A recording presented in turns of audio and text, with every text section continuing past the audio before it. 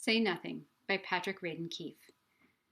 In December 1972, Jean McConville was in her small Belfast home with her 10 children. She had been widowed earlier that year, and she was struggling to keep her family afloat.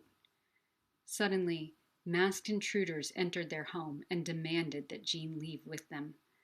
Although Jean at first refused, she soon realized there was no escape and went with them.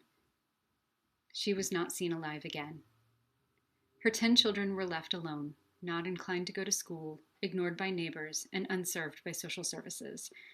The family was eventually splintered, finding different homes and very different lives.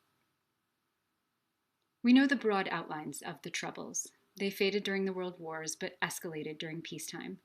As civil rights marches became more visible and more common throughout the world, Catholics in Northern Ireland were determined to be a part of that process.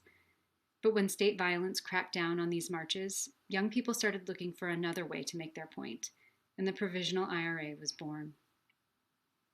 It was no secret that Jean McConville had been taken by IRA actors, but no one was willing to talk about it. In neighborhoods where neighbors watched each other with suspicion and fear, too much information could put individuals at risk.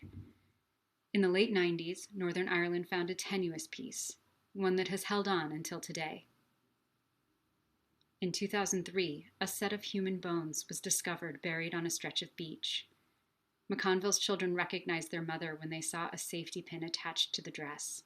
She always wore one because one of the 10 kids always needed something mended or fixed. This story is actually many stories. It's the story of what may have happened to Jean McConville in 1972. It's also the story of Dolores Price, who was a zealous member of the IRA but ended a bitter cynic.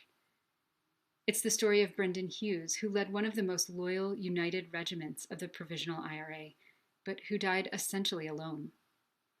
It's the story of a very public yet mysterious man, Gerry Adams, whose history remains whispers and unproven gossip, but who was instrumental in the peace process of the 90s.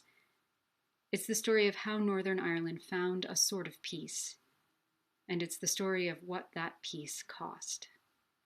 That's Say Nothing, a true story of murder and memory in Northern Ireland by Radden Keefe, published by Random House Digital, available at Peoria Public Library via Access 360 as an audiobook.